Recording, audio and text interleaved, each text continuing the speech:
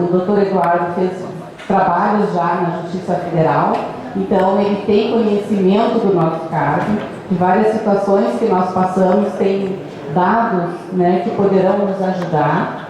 E a ideia aqui não é eu fazer palestra, o palestrante é ele, né? Nós vamos aqui estar ouvindo também e colaborando na medida do possível. Ele vai fazer a sua exposição e depois a gente vai abrir para as perguntas e para a manifestação de vocês, que julgamos bastante importante e necessário até para que a gente faça essa auditiva um do outro, para que a gente possa se solidarizar com o problema do outro e até aprender como proceder dali para frente. Tá? Eu acho que a nossa profissão, todos, né, temos esse consenso, é bastante solitária, e nesses momentos é que a gente consegue então ver que a dor do outro, a minha dor também é a dor do outro. E trabalhar isso, né, pessoal, de uma maneira mais coletiva.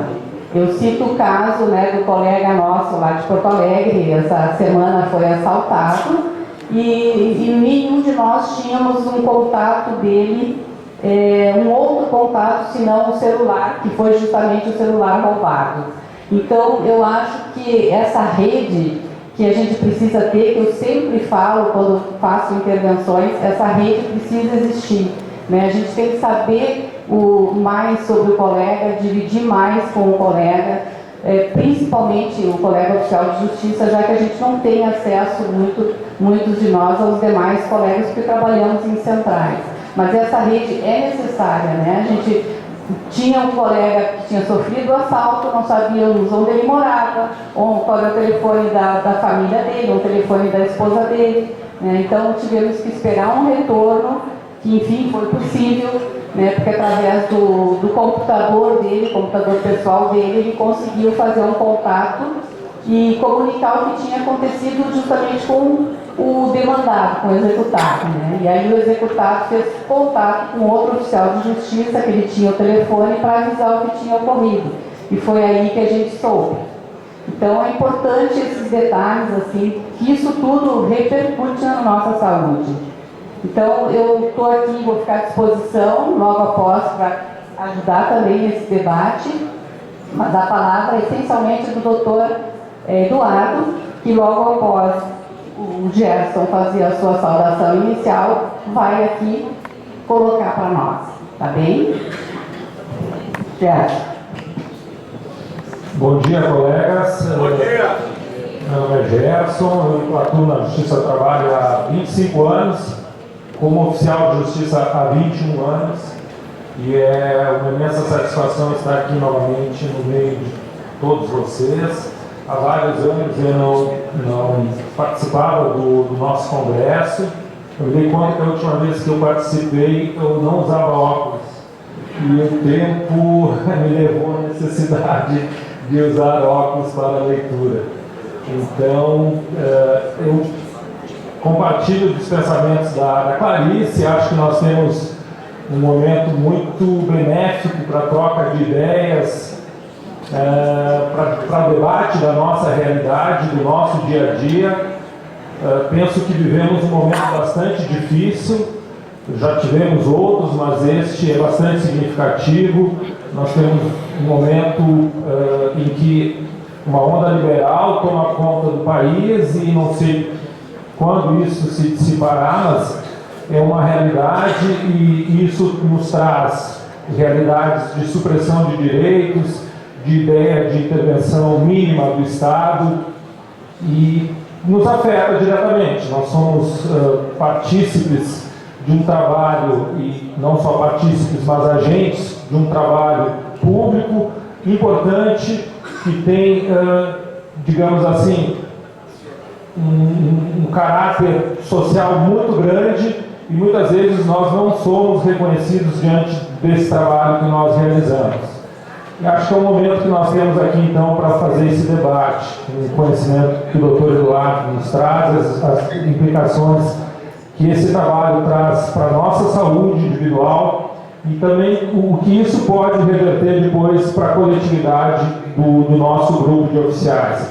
Como bem disse a Clarice, a gente faz um trabalho individual, E esse é o momento que, diante da coletividade, nós conseguimos compartilhar das nossas experiências no dia a dia. Muito obrigado pela atenção de vocês e estaremos à disposição logo após a manifestação do Dr. Eduardo para trocarmos várias ideias e gostaríamos que vocês participassem ativamente desse momento, porque penso que será um momento para nós ampliarmos nosso conhecimento. Obrigado pela atenção, colegas.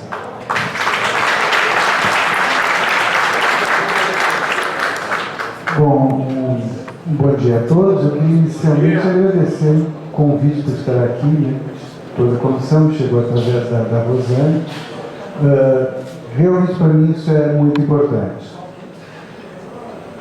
Trabalhar em políticas públicas é algo que, bom, faz parte da minha vida, foi uma escolha que eu fiz. Trabalhei muito tempo na saúde, né, como custódio do Ministério da Saúde, na política de humanização do SUS. E depois, desde 2006, eu comecei a ser convidado, talvez por isso, por eu ser aqui da antropologia, da psicanálise, da saúde coletiva, a pensar questões da saúde, nesse caso, no judiciário. Foi curioso que o convite inicial foi para trabalhar com magistrados, né? Quer dizer, a diretora da primeira instância de Porto Alegre disse que queria criar um espaço de escuta e discussão dos fatores que produzem tensões, angústias, adoecimento nos magistrados. E durante 6 anos, durante 1 ou 2 vezes por mês, a gente pegava segunda-feira de manhã, era por adesão, passaram em torno de 30 magistrados, a gente conversava sobre isso. E logo no início, assim, já se percebeu que, se percebeu óbvio, né? Quer dizer, que as fontes de tensões eram sempre as relações com outras pessoas.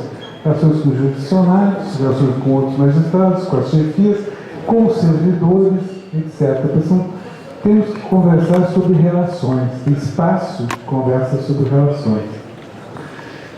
Conversando naquela época com a diretora do fórum, hoje o Carlinhos já me disse que está diferente, mas eu já contei isso antes. Eu disse, tá bom, legal, então nós vamos conversar sobre relações, vamos ver assim, qual é a sala de reunião que a gente podia usar. Assim, não tem. Quer dizer, simplesmente no prédio da Justiça Federal, naquela época, não tinha nenhum espaço que eles chamassem de sala de reunião. Tinha sala de audiência, tinha 2 auditórios, tinha não sei o quê, mas salas para as pessoas se reunirem e conversarem não tem. Hoje parece que tem, né? Mas o que para mim é um sinal já do quanto isso é uma prática muito pouco usual, né, nesse meio das pessoas conversarem sobre as relações de trabalho.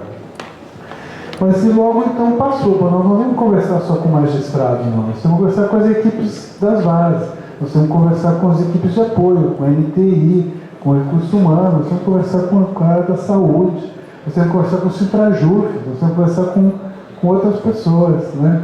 E daí, dentre esses outros trabalhos, eu acabei tendo a oportunidade de trabalhar com o SEMPA e com a Central de Mandatos de Novo Hamburgo e de Caxias do Sul, o que me fez aprender um pouco, né, sobre o trabalho de vocês, que para mim era muito desconhecido, né? Então foi por aí que eu cheguei nisso.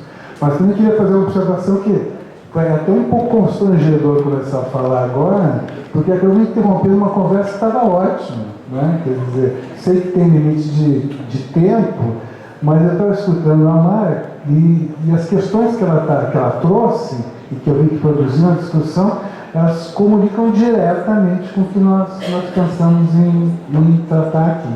Então, nós queremos deixar um espaço grande para a conversa. Depois eu imagino que essa conversa vai ser uma continuação, não vai ser outra coisa, vai ser uma continuação. Bom, a gente acabou escolhendo, a gente conversou algumas vezes antes, Thaís, Gerson e eu, escolhemos esse título, né, propositadamente amplo e ambíguo, né, porque a gente fala aqui de tensões, conflitos e conciliações no exercício da função oficial de justiça. Ou seja, são tensões, conflitos e conciliações que podem dizer respeito ao exercício da função junto à população, junto aos jurisdicionários, mas também no interior da instituição, né? Quer dizer, na discussão sobre o seu papel, suas atribuições, como é que isso vai se ajustando às modificações que vão acontecendo na sociedade, né? Então, o que eu pensei em fazer de uma forma muito breve, prometo, vou tentar, é fazer uma análise dessas mudanças, partindo assim do mais geral para o mais específico, né? Então, contextualizando o que vocês estão vivendo, ou nós estamos vivendo hoje, quer dizer, algumas grandes transformações sociais, né, que têm produzido transformações no âmbito da justiça, com essa progressiva judicialização das relações sociais, que tem, e é claro que está relacionado com as mudanças que têm ocorrido no exercício da função de oficial de justiça e quais são os impasses que vocês se defrontam, que encaminhamentos podem dar, etc. Então, a ideia é essa.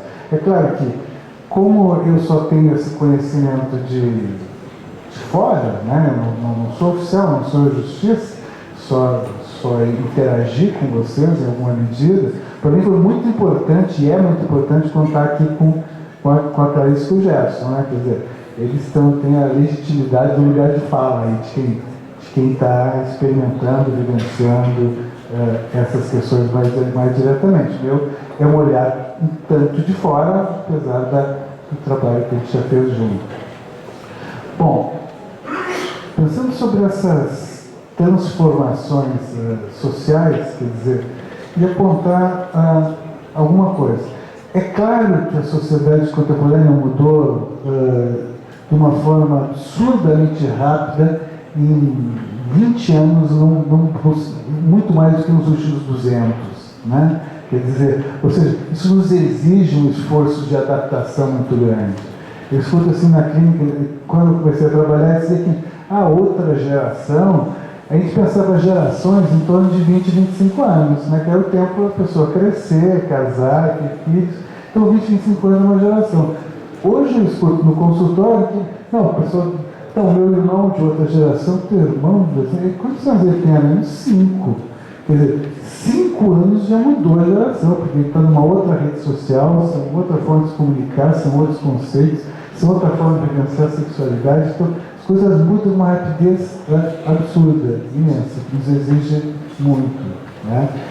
Então, o que a gente vê, né? Quer dizer, é claro que, sob o signo, né, do progresso, duas coisas são absolutamente bem-vindas, né? Quer dizer, esse avanço tecnológico é maravilhoso, é fantástico, propicia uma série de coisas, apesar também de produzir, sei lá, um desequilíbrio ecológico, aumento dos cânceres, poluição, etc, etc. Né? Mas não é isso que me interessa, né? Trazer para vocês os benefícios e malefícios do progresso tecnológico. O que isso tem impactado nas relações humanas, né? Nas relações entre as pessoas. E aí, talvez eu seja um pouco pessimista, talvez vocês não concordem, né? Mas eu não vejo nenhum indicador que diga de que o aumento e extremo desenvolvimento tecnológico tornou a sociedade mais fraterna, com menos conflitos, mais igual, mas não vejo isso, né? Quer dizer, vocês veem mesmo esse enorme desenvolvimento e impacto que produziu as novas tecnologias de comunicação, né, virtuais, redes sociais, etc., não é um lugar de harmonia, não é um lugar de entendimento, é um lugar de muito conflito, muito bélico, né? Quer dizer, então, nós temos que separar isso. A tecnologia não é boa nem má, né? Agora, o que em si, né? Agora, o que isso tem produzido e tem nos exigido em termos de rever a forma como nós nos relacionamos, eu acho que isso é importante. Eu acho que é isso por aí que é algo que a gente poderia conversar, né? Então, uma coisa já em princípio me chama a atenção que eu quero chegar no ponto que a Mara bateu bastante, que é a questão do individualismo e dos seus efeitos. Tá? Você veja que os grandes grandes debates, né, em termos de concepção de sociedade, em termos de forma de viver, em termos de modelo econômico, etc., que nós tivemos no último século, vocês tinham, por exemplo, umas perspectivas mais nacionalistas, outras mais universalistas, você tinha capitalismo, socialismo, você teve em algum momento, né, aqueles movimentos contraculturais das décadas de 60 e 70, o que caracterizava isso? Né? Eram movimentos, conflitos de forma de pensamento em relação à sociedade que nós queremos. Isso. Eram projetos sociais. Né? O que nós passamos a ter de um tempo para cá? Tem alguns movimentos também, né, fortes. Né? Teve movimentos no Brasil, por exemplo, movimentos pelas diretas, o impeachment do Collor, teve em junho de 2013, toda a sua indignação, etc. e tal. Teve o movimento, né, agora, que é da Dilma, teve esses conflitos todos no que diz respeito às duas posições polarizadas na sociedade contemporânea, né? Uns acusados em termos comunistas corruptos, os outros neofascistas preconceituosos, mas todo o que tem vigorado, né, quer dizer, sempre, a meu juízo, em todos os últimos movimentos sociais, são movimentos contra. Você não consegue produzir consenso de sociedade. Né? Você não conseguir que as pessoas, todo mundo que estava naquele movimento contra, pode escolher qualquer um deles. Pode ser contra o presidente, né, a favor das diretas, mas também é contra então, a ditadura, etc. É contra. No momento de junho de 2013, você tinha gente contra qualquer coisa naqueles movimentos. Você tinha comunista e você tinha fascista, você tinha ruralista e você tinha evangélico. Todo mundo contra alguma coisa. Né? Agora, a partir do momento que esse movimento tem alguma vitória, você busca, então vamos construir algo afirmativo, propositivo, aí as diferenças, né, se tomam conta e os consensos desaparecem. Né? Isso aconteceu no governo anterior, isso está acontecendo nesse governo também, portanto não é uma questão de um ou outro. Né? Eu estou fazendo uma análise da sociedade contemporânea. Bom, por que isso acontece? Né? Principalmente em função disso que eu estou chamando de um ethos, de uma forma de viver, de pensar, fortemente individualista, que é um desdobramento da sociedade moderna, liberal, capitalista. Né? Quer dizer, cada vez menos nós temos alguns princípios e valores, ou seja, uma ética comum que nos oriente majoritariamente e que nos, né, produz algum tipo de consenso. Né?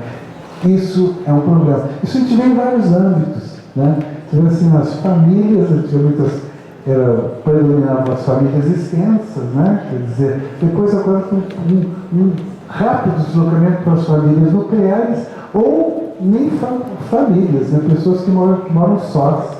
Se vocês virem os índices de pessoas que moram sós em qualquer estatística, ele é aumentado incrivelmente.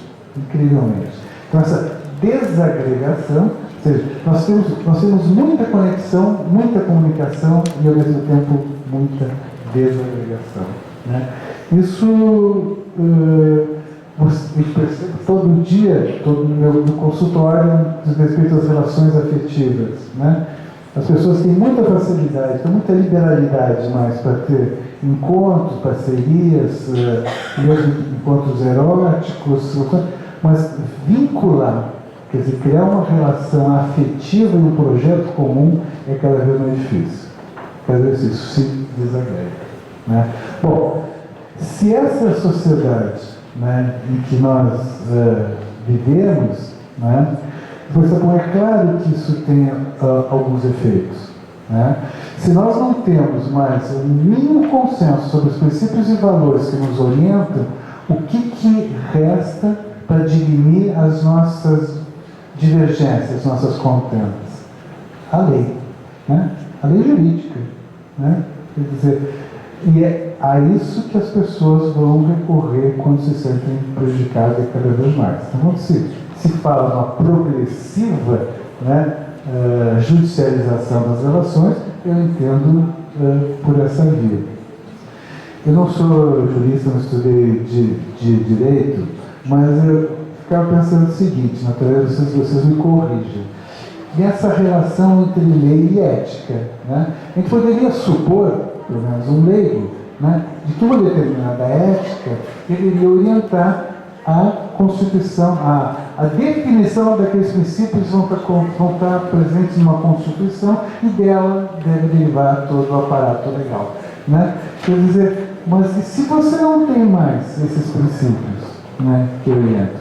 Você precisa cada vez mais leis, novas jurisprudências, novas contendas, ou seja, não é por acaso, né, também que no âmbito da justiça cada vez mais se fala em estratégias de conciliação, de mediação, as arbitragens, etc., porque precisamos de alguma forma, né, encontrar outros meios de diminuir nossas diferenças.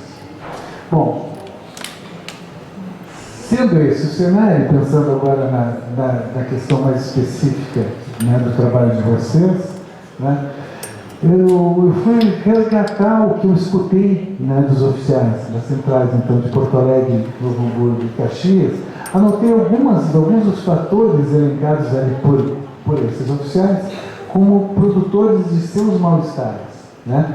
Utilizei também o trabalho do Sintrajuf, que foi feito por uma equipe da Universidade Federal, outros artigos que a Rosane me passou também, quer dizer, procurei ter uma abrangência maior, né, do entendimento que vocês têm sobre os seus males. Eu vou citar brevemente, não se trata de... Cito todos? Acho. Então, aparecia muito uma questão assim, uma carência de valorização e reconhecimento do trabalho.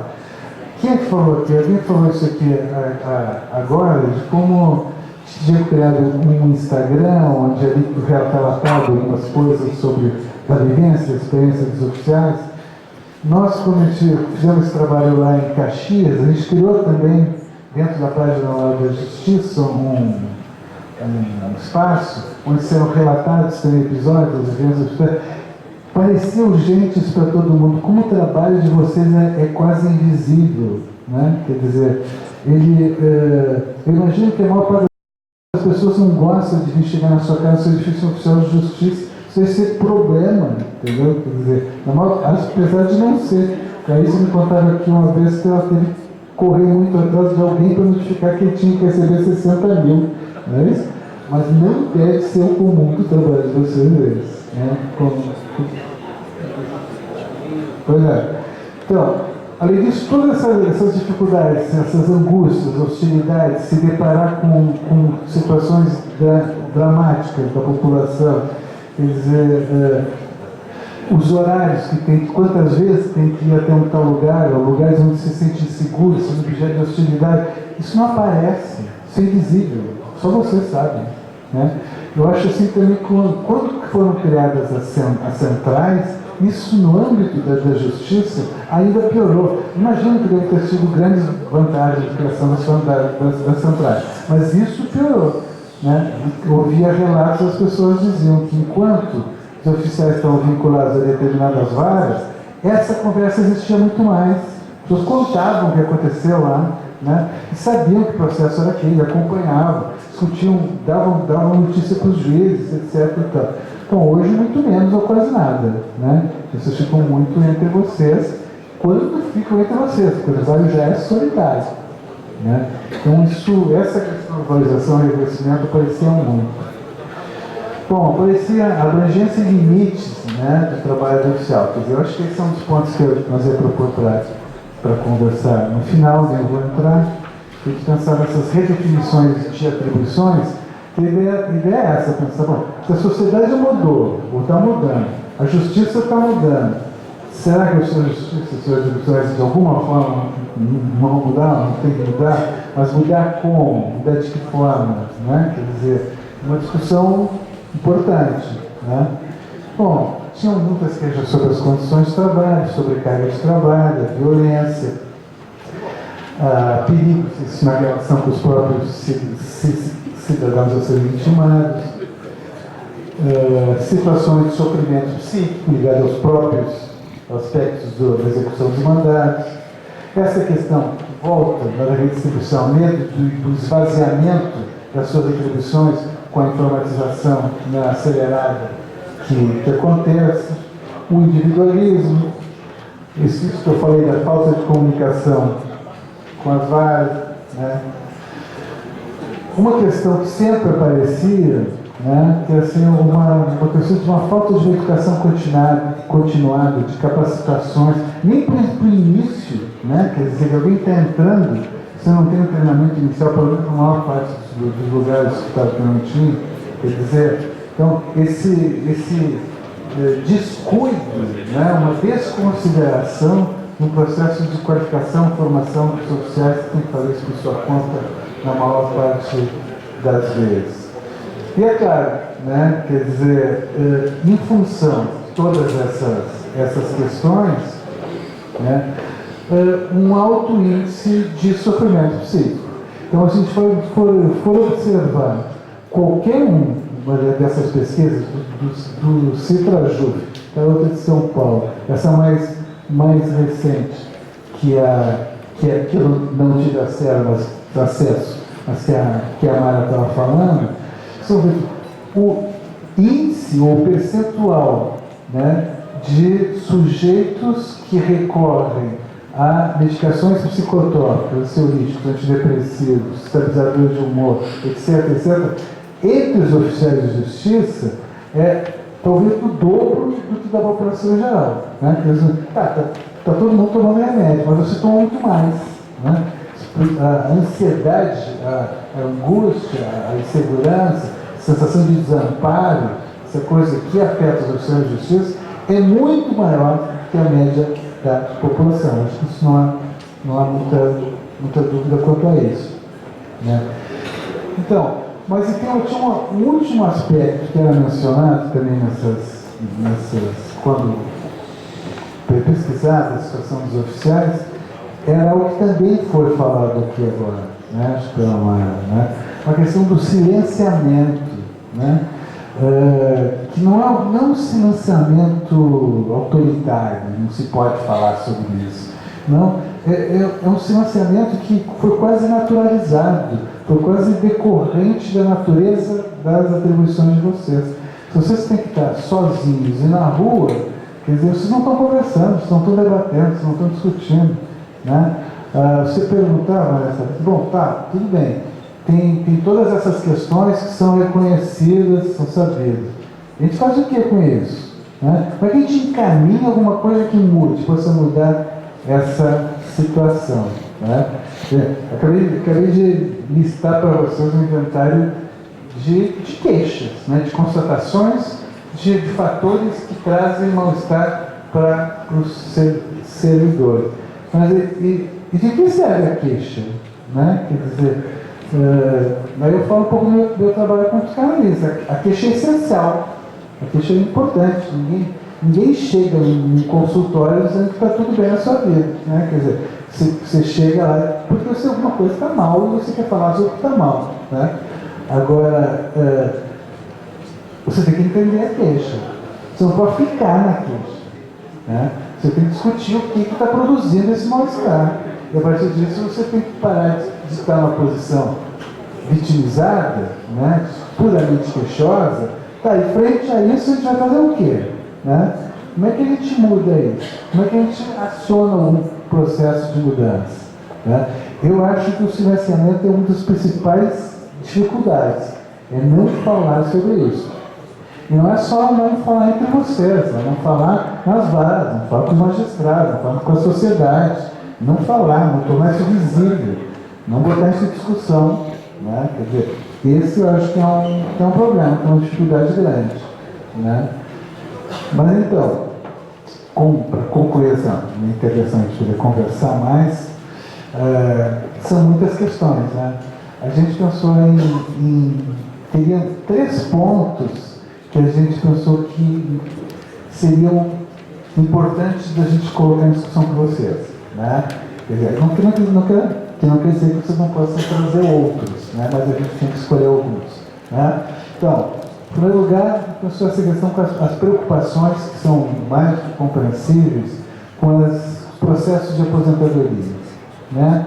Com esse risco das pessoas terem, de uma hora para outra, de mudarem todos os seus planos e terem que ficar mais um tempo muito maior ainda no exercício do trabalho. Não estou dizendo que nós vamos resolver isso aqui, não é isso. A questão é como é que nós podemos nos posicionar ou lidar com essa incerteza, né? E claro que vem uma questão de fundo, que aí não é exclusiva de vocês, né? Por que será que na nossa sociedade o trabalho acabou sendo considerado como um fardo o qual a gente tem que ou quer se livrar o mais rápido possível, né? Quer dizer, por que trabalhar é tão ruim, né? Quer dizer, essa é a pergunta, né? Estava conversando antes com o Gerson, já se lembrava. Não, talvez nas nossas origens, né? Quer dizer, do trabalho escravo, né? Daquela coisa de que isso é algo que era mesmo opressor, né? Que ninguém tinha prazer, se realizava naquilo, era obrigado, né? Pô, precisa ser assim, né? Quer dizer, eu acharia, pô, um parênteses assim, mas que nem existe isso, mas eu acho que o ideal seria uma aposentadoria progressiva, entendeu? Você vai trabalhar menos, né? Vai trabalhar menos e não trabalhar nada. Ou não vai lá na rua, fica só repassando a tua experiência para quem está chegando, ou trabalha um pouco, sei lá, né? Mas trabalhar não é ruim, não precisa ser ruim, né? Mas é claro que é muito ruim alguém já totalmente planejado e aí, de repente as pessoas chegam e mudam as regras do jogo no meio, quando eu já fiz todo o meu projeto de vida com outra coisa. Isso é claro que é muito chato. Bom, então, primeiro essa questão. Segundo, né, essa questão dos prejuízos à saúde mental, né? Retomar quais são esses fatores estressores, né? De que forma é possível se criar, e aí sim, aí está no nosso campo de governabilidade, né? Quer dizer, espaços de fala, de liberação, de apoio, de solidariedade, onde se possa também, né, ali regimentar alguma força política que possa reivindicar algumas mudanças. Mas especialmente isso de compartilhar, estar com outros. Eu tenho certeza que só a criação desses espaços já diminuiria, em alguma medida, o sofrimento psíquico. Tá? A gente sabe, tudo aquilo que a gente não consegue criar uma narrativa, não conseguimos dar um sentido, não conseguimos compartilhar, isso vira ou é somatizado, ou estoura no corpo, ou vira violência. Né? É os dois caminhos, são os dois caminhos. Tá? E o terceiro ponto, né, que a gente pensou é isso, que daí, claro, é muito mais uma discussão que eu tenho pouco a contribuir, é sobre o interesse ou não, ou de que forma lidar com esse processo de redefinição das atribuições de vocês. Né? Quer dizer, se isso, eu já escutei de alguns oficiais que acham isso muito interessante, de deixar de estar fazendo alguns procedimentos, notificações, etc., que exigem pouca qualificação, interesse, são mais burocráticos, etc., e se envolver em coisas que eles acham que podem dar uma contribuição social melhor, que aproveitam mais suas qualificações e tal. Outros que acham que não, tem uma posição diferente, né? Quer dizer, mas o fato é que, quer vocês queiram ou não, a sociedade e esses processos estão mudando e algumas modificações vão acontecer. É importante que vocês não fiquem só numa posição, né, de passivas, né, recebendo essas decisões, mas sem poder se pronunciar e ter alguma posição, né, mais discutida sobre isso que está acontecendo. Então, não é provavelmente uma palestra, né, é uma colocação de questões para uma conversa, né, que é isso que nós estamos pensando, sendo planejado para esse momento. Então, eu acho que agora a gente pode deixar circular, vocês também possam estar participando. Bom dia, Eduardo. Meu nome é Lucilo, sou de Pernambuco, da Sojar PE. A grande dificuldade que percebemos enquanto entidade é que as reivindicações não se seguiam a elas, melhor dizendo, atitudes práticas. É como se nos acostumássemos com o não da administração. Quando passamos a reagir, nós não vamos ser um carro oficial em que existe risco. Passaram a nos dar. Nós não vamos cumprir mandados sem os coletes. Passaram a nos dar os coletes. Polícia Federal, até do Exército mandaram. É isso que eu queria que o senhor observasse bem enquanto psicólogo.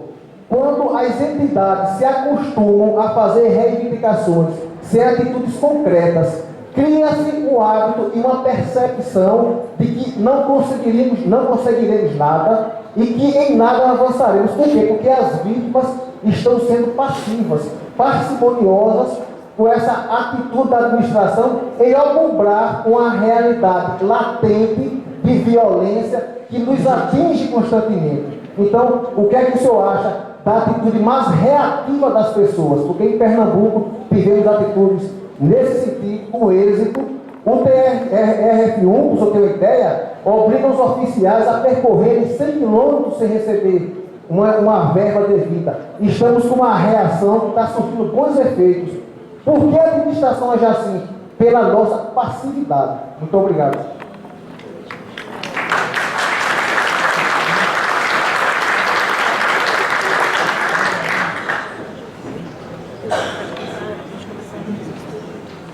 Meu nome é César, sou da Justiça Federal de São Paulo. No Sistema Federal de Mandados, a gente está vendo muita licença por saúde e problemas basicamente psiquiátricos. Esses mandados são acumulados ao longo do tempo, depois está sendo redistribuído entre os colegas. Isso está gerando muitos focos de tensão, não só entre os colegas, mas também com a administração, mas principalmente entre os colegas, que não aceitam muito bem a forma ou receber esses mandados. A minha pergunta para a mesa é: como criarmos redes de empatia entre os colegas?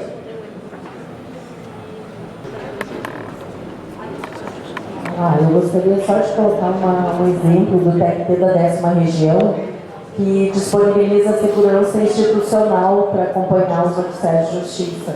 Então, quando nós temos diligências em locais assim perigosos, que previamente nós consideramos como perigosos, nós fazemos um requerimento e o TRT nunca negou.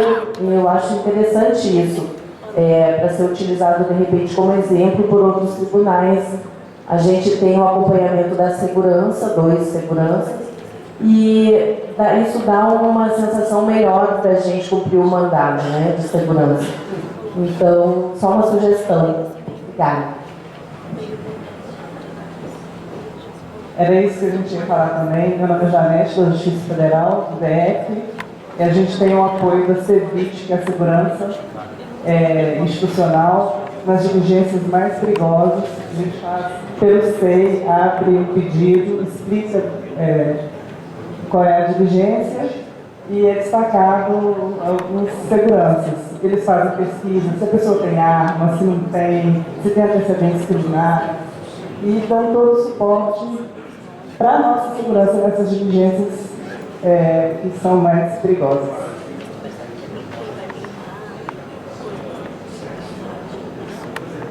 Bom dia. Eu queria dar um informe em relação ao que a Fernanda já tem feito em relação a essa questão. Nós nos reunimos diante de uma epidemia recente que nós detectamos de casos de violência contra oficiais de justiça, principalmente no seu trabalho, né? Oficiais de justiça que foram recebidos a bala, foram agredidos. No estado de São Paulo, somente neste mês, nós tivemos 4 casos desses. E eu, quando participei de uma audiência pública lá na Câmara e no Senado, fiz questão de destacar até a minha própria experiência, como pessoa que teve ensino no pânico, que se trata com relação a isso, e não teve vergonha de compartilhar isso publicamente. Então, esse é o primeiro passo. Eu acho que os colegas não devem ter vergonha de admitir que estão com problemas, para começar. E nós conseguimos, na semana passada, conversando com o corretor do seu trabalho, o ministro Lélio Bentes, que estava em São Paulo, arrancar dele o compromisso de fazermos uma reunião para discutir a questão da segurança dos oficiais de justiça nacionalmente. Né? Porque nós percebemos que essa degradação social, esse ódio entre as pessoas, essa questão que nós temos hoje no Brasil de dividir a sociedade ao meio, ela está se refletindo também nas relações entre os oficiais de justiça e os executados, sejam empresas ou pessoas físicas, no momento que nós vamos à rua. Ao ponto de um colega que foi agredido por ser do seu trabalho, que está executando uma dívida, o empregador ter sido esbofeteado e o empregador ter dito: você está aqui numa justiça que defende bandidos, né? Uma justiça que defende vagabundo. Você está aqui, ou seja, a própria justiça está sendo ameaçada também na figura do oficial de justiça. Então, acho que isso interessa institucionalmente ao Poder Judiciário, tanto a Justiça do Trabalho quanto a Justiça Federal. A intenção nossa, enquanto federação, é fazer essa luta e levar essa questão institucionalmente para os tribunais superiores, para que toda a discussão da segurança tenha uma política nacional. Nós temos um exemplo dos colegas argentinos que relataram no encontro internacional que nós realizamos em abril deste ano, que lá eles tinham um aplicativo do tipo botão de pânico, que é um aplicativo semelhante ao que o governo instituiu para a Lei Maria da Penha. Quando uma mulher se sente ameaçada, ela pode apertar um botão e imediatamente aquilo remete para uma central. Né? Você não precisa entrar na burocracia, às vezes, dos tribunais até ser atendido. Então, essa, por exemplo, é uma experiência que nós queremos sugerir para os tribunais aqui. Obrigado.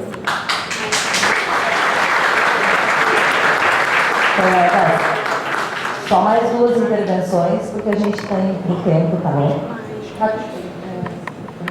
Bom dia, boa tarde. Meu nome é Sandra, eu sou de Bauru, São Paulo. Eu só queria relembrar o caso recentíssimo, não sei se todo mundo sabe, da Priscila, um caso que aconteceu em Dracena. Foi uma emissão de posse. Infelizmente, começou de uma forma talvez injusta, porque era bem de família, e ela foi, no mandado existia determinação para intimar 15 dias antes para o executado desocupar o imóvel. Ele não desocupou, então no dia ela compareceu com a polícia rematante. E ele, que era uma pessoa calma, era um executado com muitas execuções, inclusive em várias cidades da 15ª, nós fizemos pesquisas eletrônicas em relação a ele, e nunca tinha tido problema com o oficial, era calmo. Esse executado, ele pediu para que a Priscila, nossa colega oficial, e a rematante aguardasse que ele ia ingressar no imóvel para falar com o filho e com o advogado. Ele ingressou e retornou. Quando ele retornou, ele passou o celular dele para a rematante, que eu não lembro se foi para ela conversar talvez com o advogado dele. Aí ele passou o telefone para a rematante. E atirou no olho da rematante.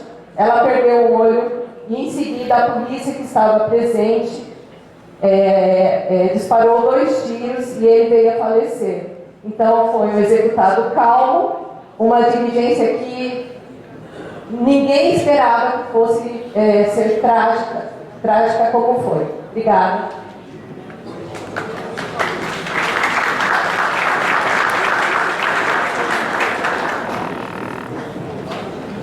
Bom dia, meu nome é Ricardo, TRT 13, Assojato Paraíba, né? Sou presidente. E eu fico ouvindo aqui dos colegas, e lá na Paraíba, uma informação que eu trago, também coloco à disposição de vocês. A gente conseguiu, através da associação, muita coisa boa já para os oficiais. Inclusive uma delas, nós temos um aplicativo já, e que infelizmente alguns colegas não usam, onde é interligado diretamente com o setor de segurança do tribunal, e qualquer caso que venha acontecer com o oficial de justiça, ele vai nesse aplicativo e lá ele coloca o que aconteceu. Isso ajuda muito. para que os outros colegas, na hora que vai cumprir uma diligência, possam ter acesso e verificar. Nós também conseguimos lá o seguinte, a cada 2 meses, a Polícia Militar, nós temos a felicidade do diretor de segurança ser um coronel da Polícia Militar, e lá nós conseguimos, a cada 2 meses, nós recebemos uma relação de criminalidade de todos os bairros e cidades da Paraíba, onde nos é informado os maiores riscos entre horários e bairros, onde nós não deveremos participar ou cumprir diligência naqueles horários. Temos também, como a colega falou de Brasília, nós também temos o apoio dos servidores, colegas da área de segurança, e, quando é necessário, já temos também divulgado o contato dos coronéis responsáveis de cada cidade, para que o oficial já faça o chamado direto com o coronel para sermos atendidos mais rapidamente. Então, esse aplicativo existe, nós conseguimos colocar, como eu falei ontem um pouco do PJE rapidamente, nós também conseguimos colocar dentro do PJE. Quando o oficial está fazendo a certidão ou vai expedir, imprimir a certidão para cumprimento, ele já pode ter acesso a todas essas informações. Fica aí a informação para que os outros tribunais também possam, se for o caso, nos procurar e a gente ajudar e trazer aqui para nossa federação à disposição aí esse aplicativo.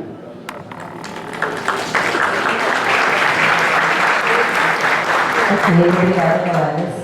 Agora, as considerações finais, por favor, de vocês. Vão responder, claro, e depois, tá bom?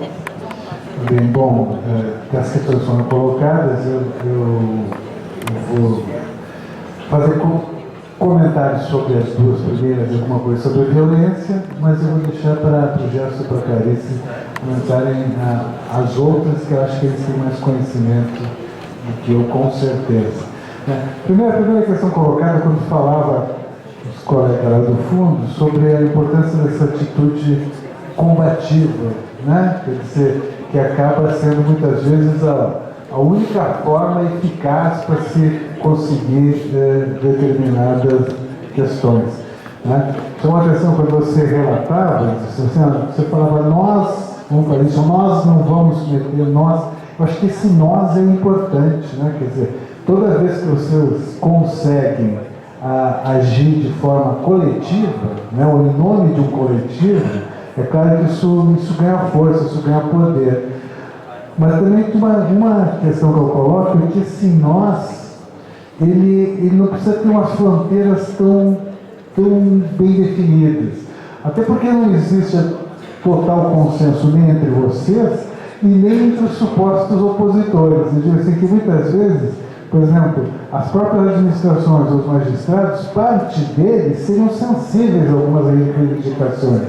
Né? Quer dizer, então acho que tem algumas estratégias de convencimento, né? Quer dizer, de debate, de discussão, de apresentação de uma realidade, que pode fazer com que esse nós não fique nós oficiais contra gestores, administradores, magistrados, mas pelo contrário, poder ampliar essa base de apoio que eu acho que torna mais possível até se alcançar algumas coisas, mas eu acho que tem que ter esse nós mesmo, né? E a rede de empatia entre colegas, né? Como é que a gente produz isso? É claro que são muitas as estratégias possíveis, né? De algumas das questões, das propostas que nós fizemos em algum momento na Justiça Federal do Rio Grande do Sul, que era, vamos tirar as pessoas das suas caixinhas, né? Quer dizer, vamos produzir um debate sobre um documentário sobre a justiça, né? Um filme, documentário, e chamar magistrado, vamos chamar oficial, vamos chamar servidor, vamos chamar todo mundo, e vamos discutir algumas questões que envolvem o funcionamento da justiça como um todo, não é a função de A, B ou C, né?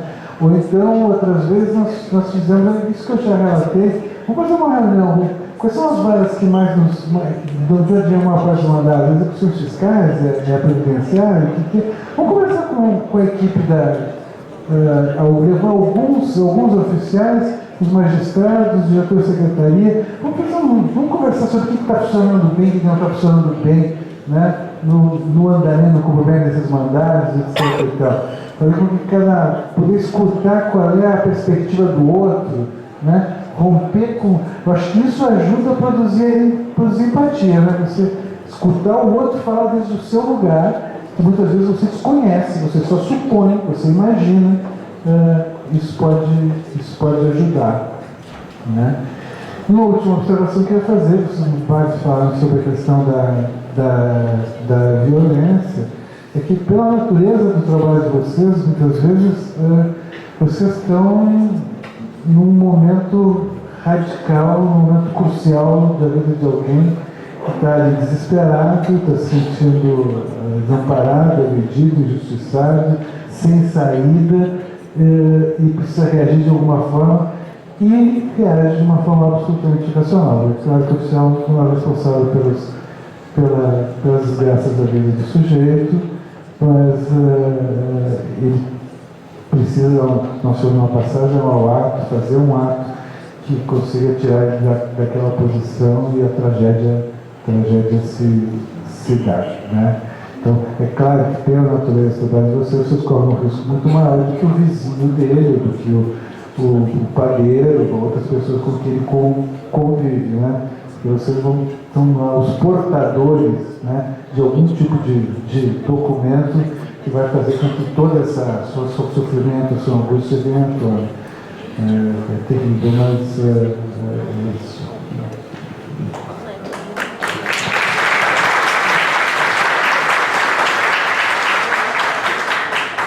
Eu vou começar respondendo, sugerindo, embora o conhecimento técnico seja do Dr. Eduardo, mas por prática, o colega falou sobre como desenvolver empatia.